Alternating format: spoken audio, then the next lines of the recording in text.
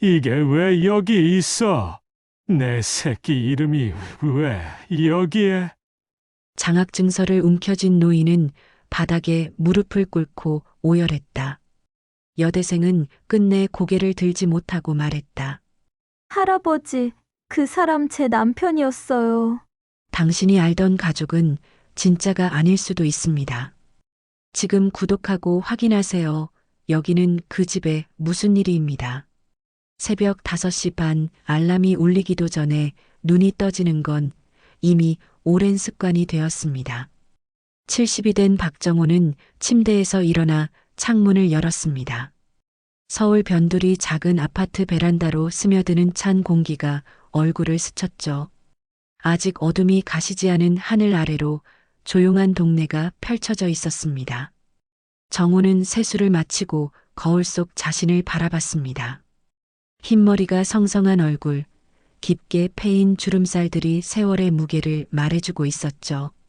한때는 건설회사에서 현장 감독으로 일하며 바쁘게 살았던 사람이었습니다. 지금은 퇴직한 지 벌써 7년째 하루하루가 비슷비슷하게 흘러가고 있었죠. 부엌에서 혼자 먹는 아침은 언제나 간단했습니다. 토스트 한 장에 계란 하나 그리고 따뜻한 커피 한 잔이면 충분했죠. 아내 순자가 세상을 떠난 지도 벌써 3년이 흘렀습니다.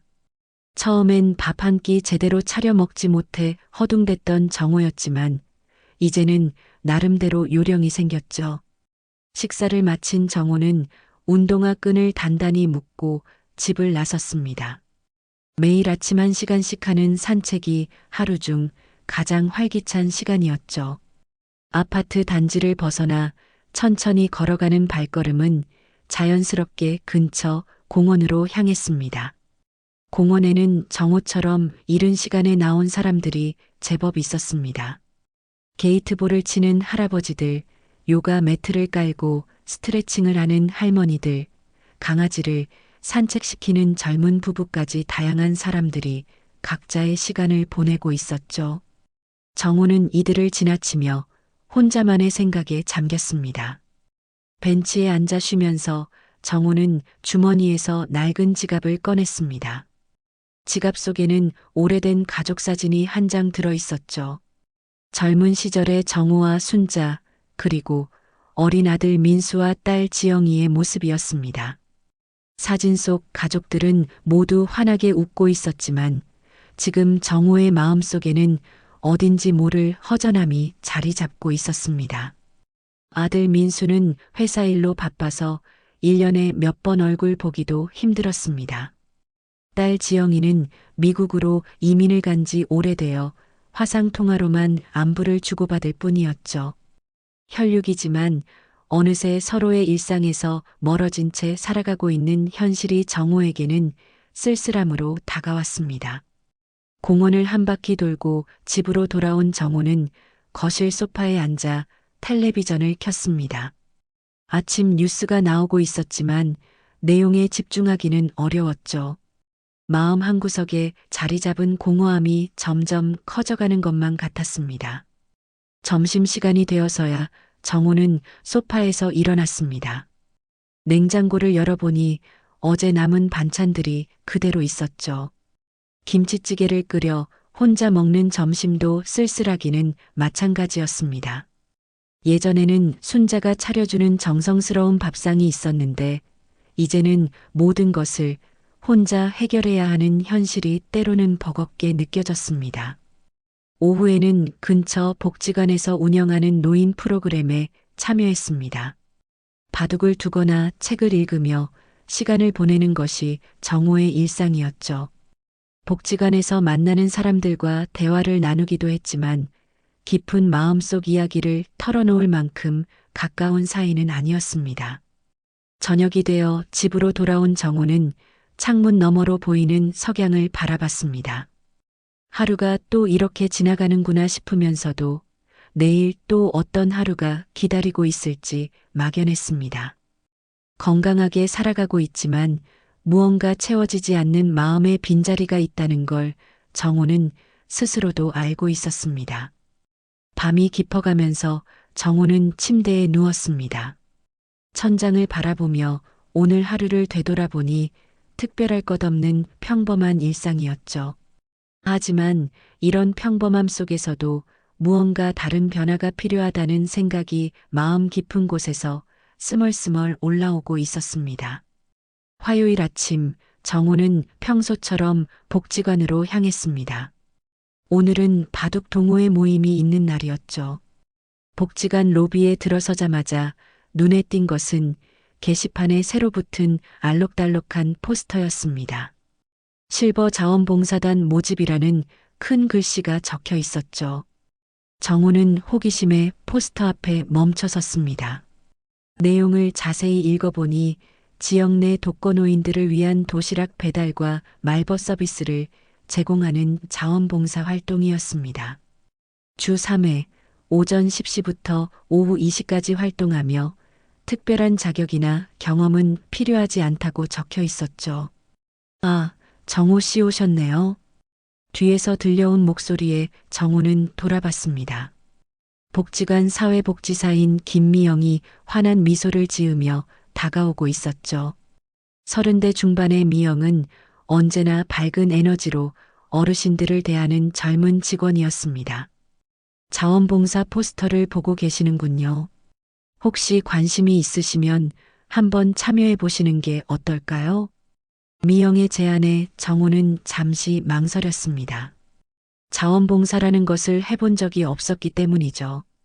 회사에서 일할 때는 바빠서 그런 여유가 없었고 퇴직 후에는 자신만의 시간을 보내는데 익숙해져 있었습니다. 저 같은 사람도 할 수 있을까요? 특별한 재능이나 경험이 있는 것도 아닌데. 정호의 걱정스러운 표정을 본 미영은 고개를 끄덕였습니다. 물론이죠. 가장 중요한 건 따뜻한 마음이거든요. 정호 씨처럼 성실하고 신뢰할 수 있는 분이 계시면 저희도 정말 든든합니다. 미영은 정호를 사무실로 안내했습니다. 책상 위에는 자원봉사 신청서와 활동 안내서가 놓여 있었죠. 미영이 찻잔에 따뜻한 녹차를 따라주며 자세한 설명을 시작했습니다. 현재 저희가 담당하고 있는 독거노인분들이 30분 정도 계세요. 대부분 몸이 불편하시거나 외출이 어려운 상황이라 혼자 식사 준비하기가 힘드신 분들이에요. 정호는 찻잔을 손에 들고 미영의 이야기에 귀를 기울였습니다. 자신도 혼자 사는 처지이지만 아직은 건강해서 일상생활에 큰 불편이 없었죠. 하지만 더 나이가 들거나 몸이 아프게 되면 도움이 필요할 수도 있겠다는 생각이 들었습니다. 도시락은 어떻게 준비되나요? 지역 내 식당과 협력해서 영양을 고려한 균형 잡힌 식단으로 준비됩니다. 자원봉사자분들은 도시락을 받아서 각 가정에 직접 배달하고 안부도 확인해 주시는 거죠. 미영은 파일을 뒤적이며 지도 한 장을 꺼냈습니다. 복지관 주변 지역이 표시된 지도였는데 빨간 점으로 표시된 곳들이 도시락 배달 대상 가정들이었습니다. 생각보다 우리 동네에 혼자 사시는 어르신들이 많으시네요. 정호는 지도를 보며 새삼 놀랐습니다. 자신이 매일 산책하며 지나다니는 동네였지만 이렇게 많은 분들이 도움을 필요로 하고 있다는 사실을 몰랐던 것이죠. 네, 맞아요. 그리고 도시락 배달보다 더 중요한 건 말벗이 되어드리는 거예요. 며칠씩 사람과 대화 한 번 안 나누고 지내시는 분들이 많거든요. 미영의 말에 정호는 가슴 한편이 먹먹해졌습니다. 자신도 가끔 하루 종일 누구와도 대화하지 않고 보내는 날이 있었기 때문이죠. 하지만 자신보다 더 외로운 상황에 있는 분들이 있다는 걸 알게 되니 뭔가 해야 할 일이 생긴 것 같았습니다. 한번 해보고 싶습니다. 언제부터 시작할 수 있을까요? 정호의 대답에 미영의 얼굴이 환해졌습니다. 정말요? 너무 좋아요. 다음 주 월요일부터 시작하실 수 있어요. 처음에는 다른 자원봉사자분과 함께 다니시면서 요령을 익히시면 됩니다.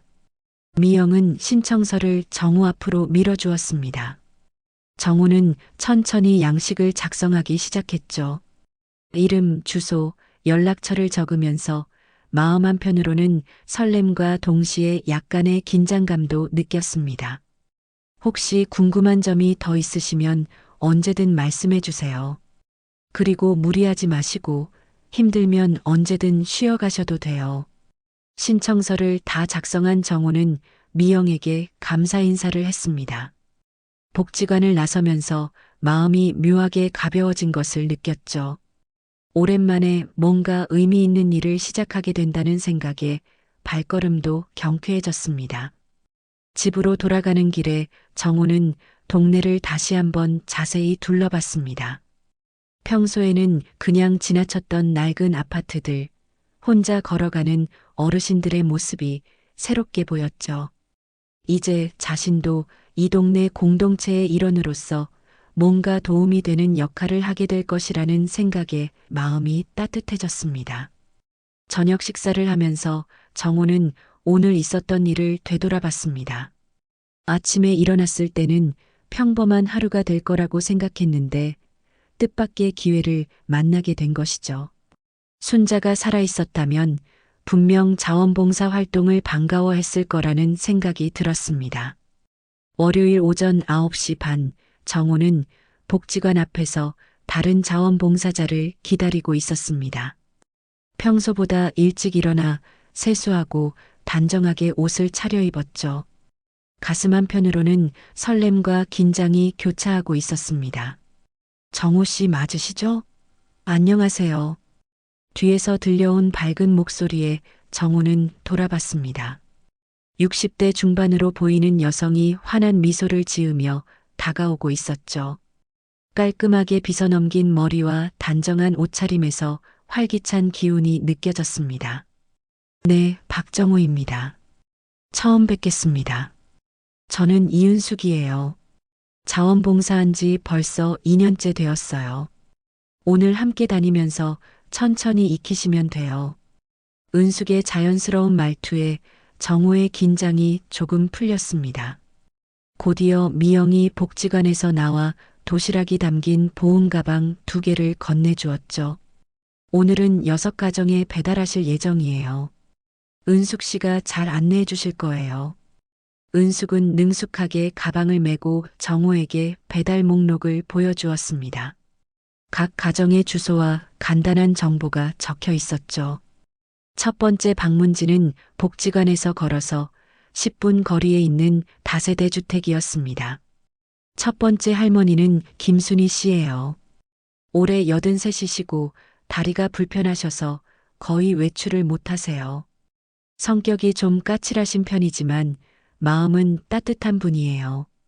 걸어가면서 은숙이 들려주는 설명에 정호는 고개를 끄덕였습니다. 각 분마다 사연과 특성이 다르다는 걸 알 수 있었죠. 낡은 다세대 주택 2층에 도착해서 은숙이 초인종을 눌렀습니다.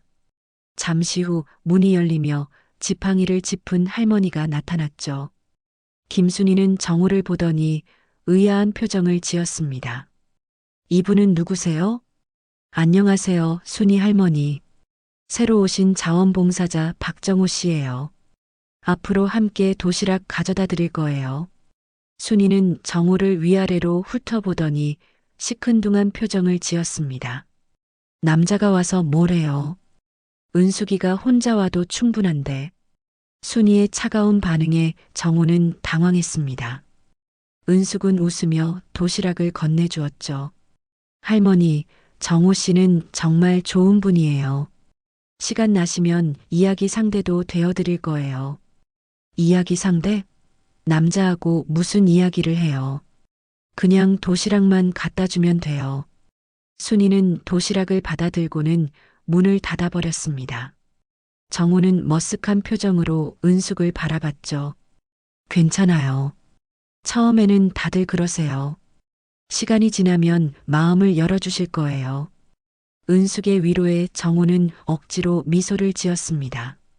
생각보다 쉽지 않은 일이라는 걸 실감했죠. 두 번째 방문지는 원룸촌의 작은 방이었습니다.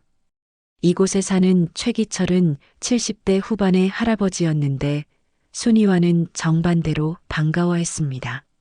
어머, 새로운 분이 오셨네요. 어서 들어오세요. 기철은 정우와 은숙을 방 안으로 초대했습니다. 비좁은 방이지만 정리정돈이 잘 되어 있었죠. 벽에는 오래된 가족 사진들이 걸려 있었습니다. 저는 박정우라고 합니다. 앞으로 잘 부탁드려요. 반갑습니다. 기철이가 혼자 살기 시작한 지 5년 됐어요. 자식들이 멀리 있어서 자주 못 와요. 기철은 정우에게 물을 따라주며 이런저런 이야기를 꺼냈습니다.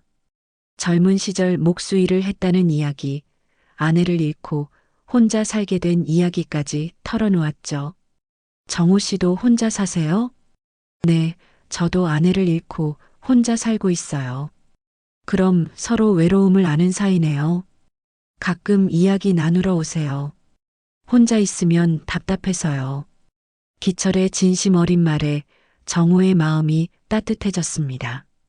순이와는 정반대의 반응이었지만 기철의 외로움이 더 절실하게 느껴졌죠. 세 번째로 방문한 곳은 작은 아파트였습니다. 박영자라는 할머니가 살고 있었는데 치매 초기 증상이 있다고 은숙이 미리 귀띔해 주었죠. 문을 열어준 영자는 정우를 보더니 갑자기 눈물을 흘리기 시작했습니다. 아들아, 왜 이제 와? 엄마가 얼마나 기다렸는데. 영자는 정우를 자신의 아들로 착각하고 있었습니다. 정우는 어떻게 반응해야 할지 몰라 당황했죠. 은숙이 조용히 다가와 영자의 손을 잡았습니다. 할머니, 이분은 도시락 가져다 드리는 자원봉사자세요. 아드님이 아니에요. 아니야, 우리 아들이야. 키도 비슷하고 얼굴도 닮았어. 영자는 계속 정우를 아들이라고 우겼습니다. 은숙은 정우에게 눈짓을 하며 일단 영자의 말에 맞춰주라는 신호를 보냈죠. 할머니, 도시락 드세요. 건강하게 잘 드셔야 해요. 정우의 말에 영자는 환하게 웃으며 도시락을 받았습니다. 복도로 나온 후 은숙이 설명했죠. 치매가 있으신 분들은 이렇게 가족으로 착각하는 경우가 많아요. 억지로 현실을 알려드리려 하면 더 혼란스러워 하시니까 적당히 맞춰드리는 게 좋아요. 정우는 고개를 끄덕이며 복잡한 심정을 느꼈습니다. 각각의 어르신들이 안고 있는 아픔과 외로움이 다 다르다는 걸 깨달았죠. 남은 세 가정을 더 방문하면서 정우는 점점 자원봉사의 실상을 이해하게 되었습니다. 단순히 도시락만 배달하는 것이 아니라 각자의 사연을 들어주고 따뜻한 말 한마디를 건네는 것이 더 중요하다는 걸 알았죠. 복지관으로 돌아온 후 은숙과 정우는 미영에게 오늘의 활동을 보고했습니다. 첫날 치고는 정말 잘하셨어요. 어르신들 반응은 어떠셨나요? 생각보다 쉽지 않네요. 각자 마음의 문을 여는 방식이 다른 것 같아요. 정우의 솔직한 답변에 미영이 미소를 지었습니다. 맞아요. 그래서 자원봉사가 의미 있는 일이에요. 시간을 두고 천천히 관계를 만들어 가시면 돼요. 집으로 돌아가는 길에 정우는 오늘 만난 사람들을 떠올렸습니다. 각자 다른 아픔과 외로움을 안고 살아가는 모습들이 마음에 깊이 새겨졌죠. 자신도 누군가에게 도움이 될 수 있다는 사실이 새롭고 의미 있게 느껴졌습니다. 자원봉사를 시작한 지 한 달이 지났습니다. 정우는 이제 혼자서도 도시락 배달을 할 수 있을 만큼 익숙해졌죠. 하지만 어르신들과의 관계는 여전히 쉽지 않았습니다. 특히 김순이는 여전히 정우에게 차가운 반응을 보였죠. 또 왔네요. 도시락만 놓고 가세요. 순이는 문을 조금만 열고 도시락을 받아들었습니다. 정우가 안부를 묻거나 대화를 시도할 때마다 문을 닫아버리곤 했죠. 정우는 점점 좌절감을 느끼기 시작했습니다. 할머니, 혹시 몸에 아픈 곳은 없으세요? 아픈 곳이 있으면 뭐 어쩔 건데요? 남이 신경 쓸 일 아니에요. 순이의 날카로운 말에 정우는 할 말을 잃었습니다. 다른 어르신들과는 점점 가까워지고 있었지만 순이만큼은 마음의 문을 열어주지 않았죠. 한편 최기철은 정우를 기다리고 있다가 반갑게 맞아주었습니다. 정우 씨, 오늘은 조금 늦으셨네요? 죄송해요. 다른 곳에서 시간이 좀 걸렸어요. 기철의 방에 들어가 도시락을 전해주면서 정우는 기철의 표정이 평소와 다르다는 걸 눈치챘습니다. 뭔가 걱정스러운 기색이 역력했죠. 무슨 일 있으세요? 표정이 안 좋아 보이는데요. 기철은 잠시 망설이다가 입을 열었습니다. 사실은 이 집에서 나가야 할 것 같아요. 무슨 일이세요? 집주인이 건물을 팔기로 했대요. 다음 달까지 나가라고 하네요. 기철의 말에 정우는 놀랐습니다. 70 넘은 나이에 갑자기 이사를 해야 한다는 건 큰 문제였죠. 다른 집은 알아보셨어요? 알아보긴 했는데 임대료가 다 올랐어요. 제가 받는 기초연금으로는 감당하기 어려워요. 기철의 목소리에 절망감이 묻어났습니다. 정우는 안타까운 마음이 들었지만 어떻게 도와줄 수 있을지 막막했죠. 복지관에 상담받아 보시는 게 어떨까요? 주거 지원 프로그램이 있을지도 몰라요. 그런 게 있을까요? 한번 물어봐 주실 수 있어요? 기철의 간절한 부탁에 정우는 고개를 끄덕였습니다. 복지관으로 돌아가서 미영에게 기철의 상황을 설명했죠. 주거 문제는 정말 심각해요. 요즘 임대료가 많이 올라서 어르신들이 어려움을 겪고 계세요. 미영도 걱정스러운 표정을 지었습니다. 기철 할아버지 같은 경우에 도움받을 수 있는 방법이 있을까요? 임시주거 지원 프로그램이 있긴 한데 대기자가 많아서 시간이 오래 걸려요. 그보다는 주변에 저렴한 방이 있는지 알아보는 게 빠를 것 같아요. 정우는 그날 저녁부터 인터넷을 뒤지며 기철이 감당할 수 있는 임대료의 방을 찾기 시작했습니다. 하지만 현실은 녹록지 않았죠. 기철의 예산에 맞는 방은 찾기 어려웠습니다. 며칠 후 정우는 또 다른 문제에 직면했습니다. 박영자의 치매 증상이 점점 심해지고 있었던 것이죠. 도시락을 가져갔을 때 영자는 문을 열어주지 않았습니다. 할머니, 도시락 가져왔어요. 아무리 불러도 대답이 없었습니다. 정우는 걱정이 되어 관리사무소에 연락했죠. 관리인과 함께 문을 열고 들어가 보니 영자는 침대에 누워 있었습니다. 할머니, 괜찮으세요? 영자는 정우를 알아보지 못하는 듯 했습니다. 며칠 전까지만 해도 아들이라고 부르며 반가워했는데 이제는 완전히 낯선 사람을 보는 눈빛이었죠. 누구세요? 왜 남의 집에 들어와요? 영자의 말에 정우는 충격을 받았습니다. 치매가 이렇게 빨리 진행될 수 있다는 걸 몰랐던 것이죠. 관리인은 영자의 상태를 보고 응급실로 데려가자고 했습니다. 병원에서 영자를 돌보면서 정우는 복잡한 심경이었습니다. 의사는 영자의 치매가 급속도로 진행되고 있어서 혼자 생활하기 어려운 상태라고 진단했죠. 가족분에게 연락해서 앞으로 돌봄 계획을 세우셔야 해요. 의사의 말에 정우는 미영에게 연락했습니다. 영자의 아들 연락처를 알아보기 위해서였죠.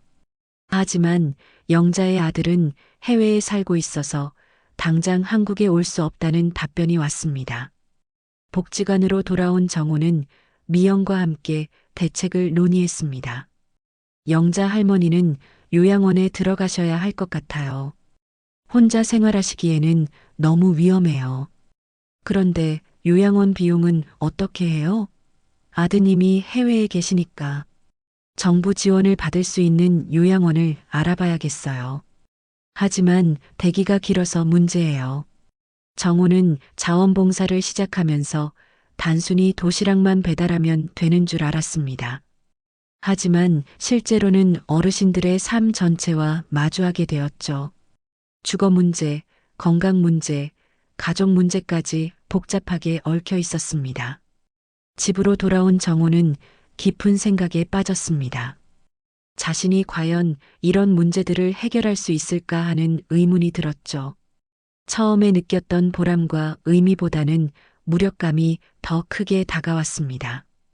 밤늦게까지 잠이 오지 않았습니다. 기철의 주거 문제, 영자의 치매 진행, 순이의 거부감까지 모든 것이 한꺼번에 마음을 무겁게 눌렀죠. 자원봉사라는 것이 생각보다 훨씬 복잡하고 어려운 일이라는 걸 깨달았습니다. 다음 날 아침 정호는 평소보다 무거운 발걸음으로 복지관으로 향했습니다. 과연 자신이 계속해서 이 일을 할 수 있을지, 정말로 도움이 되고 있는 건지 확신이 서지 않았죠. 하지만 그래도 오늘도 도시락을 기다리고 있을 어르신들을 생각하며 걸음을 재촉했습니다. 목요일 오후 정호가 복지관에 도착했을 때 분위기가 심상치 않았습니다. 평소와 달리 직원들이 심각한 표정으로 모여 있었고 미영의 얼굴에는 걱정이 가득했죠. 정호 씨 왔군요. 잠깐 이야기 좀 할 수 있을까요? 미영이 정호를 조용한 상담실로 안내했습니다. 평소보다 침울한 표정의 미영을 보며 정호는 불안한 마음이 들었죠. 무슨 일이 있나요? 사실 기철 할아버지한테 큰 일이 생겼어요. 미영의 말에 정호의 심장이 철렁 내려앉았습니다. 어젯밤에 기철 할아버지가 쓰러지셨어요. 혈압이 급격히 오르면서 뇌출혈이 생겼다고 해요. 지금은 어떠세요? 의식을 잃은 상태로 중환자실에 계세요. 의사가 상황이 좋지 않다고 하네요.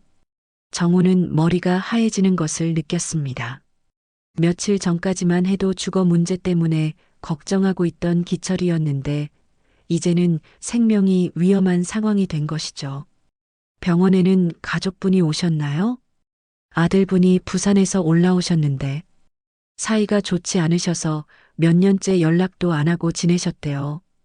미영의 설명에 정호는 더욱 착잡해졌습니다.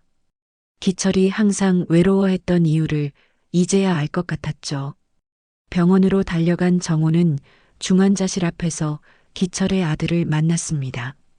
40대 중반쯤 되어 보이는 남자가 복도 의자에 앉아 머리를 감싸고 있었죠. 혹시 기철 할아버지의 아드님이세요? 네. 그런데 누구시죠? 저는 아버님께 도시락을 배달해드리던 자원봉사자 박정호입니다. 기철의 아들 민호는 정호를 보더니 씁쓸한 표정을 지었습니다. 아, 아버지가 말씀하시던 분이군요. 자원봉사하는 분이 와주신다고 좋아하셨는데. 민호의 목소리에는 후회와 죄책감이 묻어났습니다. 아버님 상태는 어떠세요? 의사가 각오하라고 하네요. 나이도 많으시고 뇌출혈이 심해서 깨어나실 가능성이 낮다고. 민호는 말을 잇지 못하고 고개를 떨어뜨렸습니다. 정호는 가슴이 먹먹해졌죠.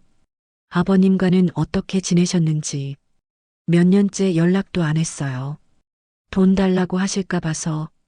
제가 사업이 잘 안 되니까 아버지한테 짜증만 냈거든요. 민호의 고백에 정호는 할 말을 잃었습니다. 기철이 아들 이야기를 할 때마다 그리워하던 모습이 떠올랐죠. 아버님이 아드님을 정말 많이 그리워하셨어요. 자주 이야기하셨거든요. 그랬나요? 저는 아버지가 저를 원망하실 줄만 알았는데. 중환자실 유리창 너머로 기계에 둘러싸여 누워있는 기철의 모습이 보였습니다. 평소 정호를 보면 환하게 웃던 얼굴이 창백하게 변해 있었죠. 그날 저녁 정호는 집으로 돌아왔지만 마음이 너무 무거웠습니다. 저녁도 제대로 먹지 못하고 소파에 앉아 멍하니 천장을 바라봤죠. 기철과 나눴던 대화들이 하나하나 떠올랐습니다. 다음 날 아침 정호는 평소보다 일찍 일어나 병원으로 향했습니다. 혹시 기철이 깨어났을까 하는 희망을 품고 있었죠. 하지만 기철의 상태는 여전했습니다. 중환자실에서 나온 정호는 복지관으로 향했습니다. 다른 어르신들에게도 도시락을 배달해야 했기 때문이죠. 하지만 마음은 기철에게 가 있었습니다. 김순희의 집에 도착했을 때 정호는 평소와 다른 모습을 보였습니다. 기철 때문에 마음이 무거워서 표정이 어두웠죠. 뭔 일 있어요? 얼굴이 안 좋아 보이는데. 순희가 처음으로 정호에게 관심을 보였습니다. 정호는 놀라면서도 솔직하게 대답했죠. 도시락 배달해드리는 다른 할아버지가 많이 아프셔서요. 어제부터 의식을 잃으셨는데. 그래요? 나이 드니까 다들 그렇죠. 언제 어떻게 될지 모르는 게 인생이에요. 순이의 말에는 차가움보다는 삶의 무게가 느껴졌습니다. 그 할아버지와 친하셨나요? 네, 정말 좋은 분이셨어요. 항상 저를 반갑게 맞아주시고. 정호는 기철과의 추억을 떠올리며 말했습니다. 순이는 잠시 생각에 잠기더니 입을 열었죠. 젊은 사람한테는 말 안 했는데 저도 언젠가는 그렇게 될 거예요. 몸도 불편하고 혼자 살고. 순이의 말에서 정호는 처음으로 순이의 진짜 마음을 엿볼 수 있었습니다. 차가운 태도 뒤에 숨겨진 외로움과 두려움을 느꼈죠. 그날 오후 병원에서 온 전화를 받은 정호는 급히 병원으로 달려갔습니다. 기철의 상태가 더 악화되었다는 소식이었죠. 중환자실 앞에서 민호를 만난 정호는 침통한 표정을 지을 수밖에 없었습니다. 의사가 오늘 밤이 고비라고 하네요. 민호의 말에 정호는 깊은 숨을 내쉬었습니다. 이제 막 자원봉사를 시작해서 소중한 인연을 맺게 된 기철을 이렇게 보내야 한다는 현실이 받아들여지지 않았죠. 아버지랑 더 많은 시간을 보낼 걸 그랬어요. 왜 이제서야 후회가 되는지. 민호의 눈에 눈물이 맺혔습니다. 정호도 마음이 아팠죠. 가족 간의 소중함을 너무 늦게 깨닫게 된 민호의 마음을 이해할 수 있었습니다. 밤이 깊어가면서 정호는 집으로 돌아갔습니다. 하지만 잠을 이룰 수 없었죠. 기철의 안부가 걱정되었고 자신이 과연 자원봉사를 계속할 수 있을지 의문이 들었습니다. 새벽 4시 휴대폰이 울렸습니다. 병원에서 온 전화였죠. 정호는 전화를 받기도 전에 무슨 소식인지 알 수 있었습니다. 기철이 세상을 떠났다는 알림이었습니다. 정호는 휴대폰을 내려놓고 한참 동안 멍하니 앉아 있었습니다. 이제 다시는 기철의 환한 웃음을 볼 수 없다는 현실이 가슴을 눌렀죠. 자원봉사라는 것이 이렇게 아픈 이별을 동반하는 일이라는 걸 처음 깨달았습니다. 기철의 장례식이 끝난 지 일주일이 지났습니다. 정호는 그동안 자원봉사를 쉬고 있었죠. 마음의 정리가 안 된 상태에서 다른 어르신들을 만나기가 어려웠습니다. 하지만 복지관에서는 정호의 복귀를 기다리고 있었죠. 미영이 정호의 집으로 찾아왔습니다. 평소 밝던 모습과 달리 조심스러운 표정이었죠. 정호 씨, 안녕하세요. 갑자기 찾아와서 죄송해요. 아니에요. 들어오세요. 정호는 미영을 거실로 안내하고 차를 끓여주었습니다. 두 사람 모두 기철의 죽음으로 인한 무거운 마음을 안고 있었죠. 어르신들이 정호 씨를 많이 기다리고 계세요. 특히 순이 할머니가. 순이 할머니가요? 정호는 놀랐습니다. 평소 자신을 거부하던 순이가 자신을 찾는다는 게 의외였죠. 네, 정호 씨가 오지 않는다고 계속 물어보세요. 혹시 아프신 건 아니냐고 걱정하시더라고요. 미영의 말에 정호는 복잡한 심정이 들었습니다. 순이가 자신을 걱정하고 있다는 사실이 새로웠죠. 사실 기철 할아버지 일로 많이 힘드시죠? 자원봉사를 계속하시기 어려우시면 이해해요. 아니에요. 그냥 마음 정리가 안 되어서요. 정호는 솔직한 마음을 털어놓았습니다. 기철의 죽음이 자신에게 큰 충격이었다는 걸 인정하기 어려웠죠. 기철 할아버지도 정호 씨를 정말 좋아하셨어요.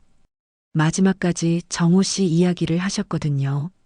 미영의 말에 정호의 눈가가 촉촉해졌습니다. 기철과의 마지막 대화가 떠올랐죠. 장례식 때 민호 씨가 하신 말씀 기억하세요? 아버지가 정호 씨 덕분에 마지막 몇 달을 행복하게 보내셨다고. 정호는 기철의 아들 민호가 했던 말을 떠올렸습니다. 민호는 눈물을 흘리며 정호에게 감사하다고 했었죠. 아버지가 정호를 만나면서 외로움을 덜 느꼈다고 했습니다. 정호 씨가 해주신 일들이 정말 소중한 거예요. 기철 할아버지뿐만 아니라 다른 어르신들에게도요. 미영이 나간 후 정호는 혼자 생각에 잠겼습니다. 자원봉사를 시작한 이유를 되돌아봤죠. 처음엔 단순히 의미 있는 일을 해보고 싶어서였습니다. 하지만 지금은 그보다 더 깊은 의미를 느끼고 있었죠. 다음 날 정호는 용기를 내어 복지관으로 향했습니다. 일주일 만에 다시 서는 복지관 앞이 낯설게 느껴졌죠. 미영이 반갑게 맞아주었습니다. 정호 씨, 정말 고마워요. 어르신들이 얼마나 기다렸는지 몰라요. 도시락을 받고 첫 번째로 향한 곳은 김순이의 집이었습니다. 평소라면 가장 부담스러운 곳이었지만 오늘은 왠지 가장 먼저 가고 싶었죠. 초인종을 누르자 평소보다 빨리 문이 열렸습니다. 순이는 정호를 보더니 안도하는 표정을 지었죠. 어디 갔다 왔어요? 일주일째 안 오길래 무슨 일 있나 했어요. 순이의 걱정 어린 말투에 정호는 놀랐습니다. 처음으로 순이가 자신을 진심으로 걱정하고 있다는 걸 느꼈죠. 도시락 배달해드리던 다른 할아버지가 돌아가셔서 마음 정리하느라 시간이 좀 걸렸어요. 그랬구나. 나이 들면 그런 일이 많아져요. 저도 언제 그렇게 될지 모르죠. 순이는 정호를 방 안으로 들어오라고 했습니다. 처음 있는 일이었죠. 작지만 깔끔하게 정리된 방에는 오래된 가족 사진들이 놓여 있었습니다. 차 한 잔 드실래요? 순이가 직접 차를 끓여주었습니다. 정호는 꿈을 꾸는 것 같았죠. 그토록 차가웠던 순이가 이렇게 따뜻하게 대해주다니. 사실은 제가 처음에 당신을 밀어냈던 이유가 있어요. 순이가 조심스럽게 입을 열었습니다. 남편이 돌아가신 후로 남자 사람들 보기가 어려웠어요. 남편 생각이 나서. 그래서 당신이 와도 마음을 열기가 힘들었죠. 순이의 고백에 정호는 이해가 되었습니다. 자신도 아내를 잃은 후 비슷한 감정을 느꼈기 때문이죠. 하지만 당신이 일주일 동안 안 오니까 얼마나 허전하던지요. 그제서야 깨달았어요. 당신이 저에게 얼마나 소중한 존재였는지를요. 순이의 말에 정호의 가슴이 따뜻해졌습니다. 자신도 모르는 사이에 순이에게 의미 있는 존재가 되어 있었던 것이죠. 앞으로도 계속 와주실 거죠? 도시락 말고도 가끔 이야기하러 와요. 혼자 있으면 답답해서요. 순이의 부탁에 정호는 고개를 끄덕였습니다. 이제야 진짜 자원봉사의 의미를 알 것 같았죠. 다른 어르신들 집을 돌며 정호는 새로운 깨달음을 얻었습니다. 박영자는 요양원에 들어갔지만 정호를 기억하고 있었죠. 치매가 있어도 따뜻한 기억은 남아 있었습니다. 다른 어르신들도 정호가 없던 일주일 동안 많이 걱정했다고 했습니다. 정호가 생각했던 것보다 자신의 존재가 어르신들에게 더 큰 의미였던 것이죠. 복지관으로 돌아온 정호는 미영에게 말했습니다. 계속하고 싶어요. 자원봉사 말이에요. 정말요? 너무 고마워요. 기철 할아버지가 돌아가시면서 깨달았어요. 우리가 할 수 있는 건 함께 있는 시간을 소중히 하는 것뿐이라는 거요. 미영이 환하게 웃었습니다. 정호의 마음에도 새로운 다짐이 생겼죠. 그리고 혹시 새로 도움이 필요한 어르신이 계시면 저도 더 많이 도와드리고 싶어요. 정호의 제안에 미영의 눈이 반짝였습니다. 사실 새로 신청하신 분들이 몇 분 더 계세요. 정호 씨가 맡아주시면 정말 도움이 될 것 같아요. 그날 저녁 정호는 오랜만에 마음이 평온했습니다. 기철의 죽음은 여전히 슬펐지만 이제는 그 슬픔을 의미 있는 방향으로 승화시킬 수 있을 것 같았죠. 자원봉사는 단순히 도움을 주는 것이 아니라 서로의 삶에 소중한 존재가 되는 일이라는 걸 깨달았습니다. 자원봉사를 재개한 지 한 달이 지났습니다. 정호는 이제 10명의 어르신들을 담당하고 있었죠. 새로 추가된 분들과도 점차 친해지고 있었습니다. 하지만 오늘은 평소와 다른 심각한 상황이 기다리고 있었죠. 정호 씨, 급한 일이 생겼어요. 미영이 다급한 표정으로 정호를 불렀습니다. 복지관에 도착한 정호는 미영의 심각한 표정을 보고 무슨 일인지 궁금했죠. 순이 할머니가 어젯밤에 쓰러지셨어요. 지금 병원에 입원해 계세요. 정호의 얼굴이 하얘졌습니다. 이제 막 마음을 열어준 순이에게 무슨 일이 생긴 것이죠. 어떻게 된 일이에요? 이웃 주민이 신고해서 알게 됐어요. 며칠 전부터 몸이 안 좋으셨나 봐요. 당뇨 합병증이 심해지셨다고 하네요. 정호는 급히 병원으로 향했습니다. 병원에 도착해 보니 순이는 침대에 누워 산소 마스크를 끼고 있었죠. 평소 늘 단정했던 모습과는 너무나 달랐습니다. 할머니, 저예요. 정호예요. 순이는 희미하게 눈을 떴습니다. 정호를 알아보는 듯 했지만 말하기는 힘들어 보였죠. 왜? 이제야 왔어요. 순이의 약한 목소리에 정호의 가슴이 아팠습니다. 어제까지만 해도 멀쩡해 보였는데 이렇게 갑자기 상태가 나빠질 줄 몰랐죠. 의사와 상담한 정호는 충격적인 사실을 알게 되었습니다. 순이가 몇 년 전부터 당뇨를 앓고 있었지만 제대로 관리하지 않았다는 것이죠. 혼자 살면서 병원에 가는 것도 부담스러워했고 약값도 아까워했다고 했습니다. 가족분은 안 계세요? 딸이 하나 있는데 외국에 살고 있어요. 연락은 되지만 당장 올 수는 없다고 하네요. 정호는 또다시 기철 때와 같은 상황에 직면했습니다. 혼자 남겨진 어르신이 위험한 상황에 처한 것이죠. 하지만 이번에는 포기하고 싶지 않았습니다. 제가 할 수 있는 일이 있을까요? 일단은 지켜봐야 해요. 혈당이 안정되면 회복 가능성이 있어요. 하지만 앞으로 혼자 생활하기는 어려울 것 같아요. 정호는 병원에서 하루 종일 순이를 지켰습니다. 의식이 오락가락하는 순이를 보며 마음이 아팠죠. 저녁이 되어서야 순이의 상태가 조금 나아졌습니다. 정호 씨, 고마워요. 옆에 있어줘서. 할머니, 걱정 마세요. 제가 계속 여기 있을게요. 아니에요. 집에 가세요. 당신도 지쳤을 텐데. 순이는 여전히 다른 사람을 걱정하고 있었습니다. 정호는 순이의 따뜻한 마음을 새삼 느꼈죠. 다음 날 정호는 복지관에서 미영과 대책을 논의했습니다. 순이 할머니 상황이 심각해요. 퇴원하시더라도 혼자 생활하기 어려우실 것 같아요. 요양 서비스를 신청해 봐야겠어요. 하지만 대기 시간이 너무 길어서. 미영도 걱정스러운 표정이었습니다. 정호는 한 가지 결심을 했죠. 제가 더 자주 찾아뵐게요. 하루에 2번씩이라도. 정호 씨, 그러시면 너무 힘드실 텐데요. 괜찮아요. 순이 할머니가 저에게 얼마나 소중한 분인지 이제 알았거든요.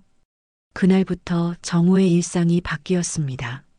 아침에 도시락을 배달하고 저녁에는 개인적으로 순이를 찾아보는 것이 일과가 되었죠. 순이가 퇴원한 후에는 더욱 세심한 관리가 필요했습니다. 정호 씨, 이러시면 안 되는데. 저 때문에 너무 힘드실 것 같아요. 순이는 정호의 도움을 받는 것을 미안해했습니다. 하지만 정호에게는 전혀 부담이 되지 않았죠. 할머니, 제가 이렇게 하는 건 의무감 때문이 아니에요. 정말로 할머니가 소중하기 때문이에요. 정호의 진심 어린 말에 순이의 눈에 눈물이 맺혔습니다. 저도 당신이 정말 고마워요. 이 나이에 이런 따뜻한 마음을 받을 줄 몰랐어요. 하지만 정호는 더 큰 문제와 직면하게 되었습니다. 아들 민수로부터 전화가 온 것이죠. 아버지, 요즘 너무 바쁘게 사시는 것 같던데 건강은 괜찮으세요? 민수는 정호가 자원봉사에 너무 많은 시간을 투자하는 것을 걱정하고 있었습니다. 괜찮다. 의미 있는 일을 하고 있으니까. 하지만 아버지 나이에 너무 무리하시는 것 같아요. 남 걱정하기 전에 자신 건강부터 챙기셔야죠. 민수의 말에는 걱정과 함께 약간의 불만도 섞여 있었습니다. 정호가 가족보다 남을 더 챙기는 것 같다는 느낌을 받은 것이죠. 민수야, 아빠는 지금 정말 행복하다. 누군가에게 도움이 되고 있다는 게 이렇게 보람 있는 줄 몰랐어. 하지만 아버지가 쓰러지시면 어떻게 해요? 저희도 걱정돼요. 정호는 가족의 걱정과 자신의 신념 사이에서 고민하게 되었습니다. 하지만 순이를 비롯한 어르신들을 포기할 수는 없었죠. 그날 밤 정호는 깊은 고민에 빠졌습니다. 가족의 걱정도 이해할 수 있었지만 지금 하고 있는 일을 멈출 수는 없었죠. 기철의 죽음을 통해 깨달은 삶의 의미를 포기할 수 없었습니다. 다음 날 아침 정호는 결심을 굳혔습니다. 가족들과 솔직하게 이야기하기로 한 것이죠. 자신이 왜 이 일을 계속해야 하는지, 이 일이 자신에게 얼마나 중요한지를 설명하기로 했습니다. 순이를 만나러 가는 길에 정호는 확신에 찼습니다. 자원봉사는 단순히 봉사가 아니라 자신의 존재 이유였죠. 이제는 그 누구도 자신을 이 길에서 돌이킬 수 없을 것 같았습니다. 6개월 후에 어느 봄날 정호는 평소보다 일찍 복지관에 도착했습니다.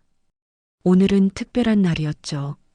자원봉사를 시작한 지 1년이 되는 날이었습니다. 복지관 로비에는 작은 축하 현수막이 걸려 있었죠. 정호 씨, 축하해요. 1년 동안 정말 고생 많으셨어요. 미영이 환한 미소로 정호를 맞았습니다. 복지관 직원들과 다른 자원봉사자들도 박수를 치며 축하해 주었죠. 고맙습니다. 제가 더 많이 배웠는걸요. 정호의 마음은 뿌듯함으로 가득했습니다. 1년 전 처음 자원봉사를 시작할 때의 설렘과 두려움이 떠올랐죠. 지금의 자신은 그때와는 완전히 다른 사람이 되어 있었습니다. 오늘은 가족들도 함께 왔습니다. 아들 민수와 며느리, 그리고 손자까지 정호의 자원봉사 1주년을 축하하러 온 것이죠. 처음에는 걱정했던 민수도 이제는 아버지의 활동을 자랑스러워했습니다. 아버지, 정말 대단하세요. 1년 동안 이렇게 꾸준히 하시다니. 민수의 칭찬에 정호는 미소를 지었습니다. 몇 달 전 가족들과 진솔한 대화를 나눈 후 모든 것이 달라졌죠. 정호는 가족들에게 자원봉사가 자신에게 얼마나 소중한 의미인지 설명했고 가족들도 이해해 주었습니다. 할아버지가 도와주시는 할머니, 할아버지들도 오늘 오시나요? 손자 지훈이의 천진난만한 질문에 정호는 웃음이 났습니다. 응, 순이 할머니랑 다른 분들도 오실 거야. 정말로 김순이를 비롯한 여러 어르신들이 복지관으로 오셨습니다. 평소 외출이 어려운 분들이 정호를 위해 특별히 나와주신 것이죠. 순이는 지팡이를 짚고 왔지만 표정은 밝았습니다. 정호 씨, 축하해요. 덕분에 제가 이렇게 건강하게 지낼 수 있어요. 순이의 말에 정호는 감동했습니다. 순이는 병원에서 퇴원한 후 정호의 세심한 도움으로 건강을 많이 회복했죠. 지금은 혼자서도 일상생활이 가능할 정도로 좋아졌습니다. 할머니가 워낙 의지가 강하셔서 가능한 일이었어요. 아니에요. 정호 씨가 포기하지 않고 계속 돌봐주셔서 가능했어요. 간단한 축하 파티가 끝난 후 정호는 평소처럼 도시락 배달을 나섰습니다. 이제는 은숙과 함께 팀을 이뤄 더 많은 어르신들을 돌보고 있었죠. 새로 합류한 자원봉사자들도 있어서 복지관의 활동 범위가 넓어졌습니다. 정호 씨 덕분에 자원봉사자 지원자가 많이 늘었어요. 정호 씨의 진심이 다른 분들에게도 전해진 것 같아요. 은숙의 말에 정호는 뿌듯했습니다. 자신의 작은 시작이 이렇게 큰 변화를 만들어낼 줄 몰랐죠. 오후에는 정호가 새로 시작한 특별한 활동이 있었습니다. 동네 어르신들을 위한 소규모 모임을 만든 것이죠. 매주 한 번씩 복지관에 모여서 차를 마시며 이야기를 나누는 시간이었습니다. 오늘은 무슨 이야기를 해볼까요? 정호의 질문에 어르신들이 하나둘 입을 열기 시작했습니다. 젊은 시절의 추억, 자식들, 자랑, 건강관리법까지 다양한 이야기가 오갔죠. 처음에는 서먹했던 어르신들도 이제는 서로 친한 친구가 되어 있었습니다. 정호 씨가 이런 자리를 만들어주셔서 정말 고마워요. 집에만 있으면 답답했는데 이제는 일주일이 기다려져요. 한 할머니의 말에 다른 분들도 고개를 끄덕였습니다. 정호는 이런 작은 변화들이 모여서 큰 의미를 만들어낸다는 걸 깨달았죠. 저녁 때가 되어 정호는 집으로 돌아왔습니다. 1년 전과 같은 집이지만 분위기는 완전히 달랐죠. 벽에는 어르신들과 찍은 사진들이 걸려 있고 테이블 위에는 감사 편지들이 놓여 있었습니다. 정호는 아내 순자의 사진 앞에 앉았습니다. 1년 전까지는 이 사진을 볼 때마다 슬픔과 외로움만 느꼈는데 이제는 다른 감정이 들었죠. 순자야, 내가 이제 정말 의미 있는 일을 하고 있어. 당신도 기뻐할 것 같은데. 정호는 순자에게 1년간 있었던 일들을 이야기했습니다. 기철과의 만남과 이별, 순이와의 우정, 그리고 자원봉사를 통해 깨달은 삶의 의미까지 모든 것을 털어놓았죠. 휴대폰이 울렸습니다. 딸 지영이에게서 온 화상 통화였죠. 아빠, 자원봉사 1주년 축하해요. 미국에서도 아빠 소식 들으니까 정말 자랑스러워요. 지영의 축하에 정호는 환하게 웃었습니다. 멀리 있는 딸과도 이제는 자주 연락하며 지내고 있었죠. 자원봉사를 통해 삶의 활력을 찾은 정호는 가족들과의 관계도 더욱 돈독해졌습니다. 고마워, 지영아. 아빠가 이렇게 행복하게 지낼 수 있는 건 너희들 덕분이야. 아빠가 행복해 하시는 모습을 보니까 저희도 안심이 돼요. 아빠가 도와주시는 할머니, 할아버지들도 정말 행복하실 것 같아요. 밤이 깊어가면서 정호는 침대에 누웠습니다. 1년 전 이맘때를 떠올려 봤죠. 그때는 매일이 비슷비슷하고 의미 없이 흘러가는 것 같았습니다. 하지만 지금은 매일이 새롭고 소중했죠. 내일도 어르신들이 기다리고 있을 것입니다. 도시락을 받으며 반갑게 맞아줄 분들, 하루 있었던 일을 이야기해줄 분들, 그리고 정호의 안부를 걱정해줄 분들까지. 이제 정호에게는 진짜 가족 같은 사람들이 생겼습니다. 창문 너머로 별이 빛나고 있었습니다. 정호는 별을 바라보며 기철을 떠올렸죠. 기철이 세상을 떠나면서 정호에게 남겨준 가장 큰 선물은 삶의 의미를 깨닫게 해준 것이었습니다. 70이 넘은 나이에 새로운 인생을 시작한 정호였습니다. 자원봉사라는 작은 시작이 이렇게 큰 변화를 만들어낼 줄 몰랐죠. 이제 정호는 확신할 수 있었습니다. 나이가 들어도 누군가에게 도움이 될 수 있고 새로운 관계를 만들어갈 수 있으며 의미 있는 삶을 살아갈 수 있다는 것을요. 내일 아침에도 정호는 일찍 일어나 복지관으로 향할 것입니다. 그리고 오늘보다 더 많은 웃음과 따뜻함을 나누며 하루를 보낼 것이죠. 이제 정호에게는 매일이 새로운 시작이고 매 순간이 소중한 선물이었습니다.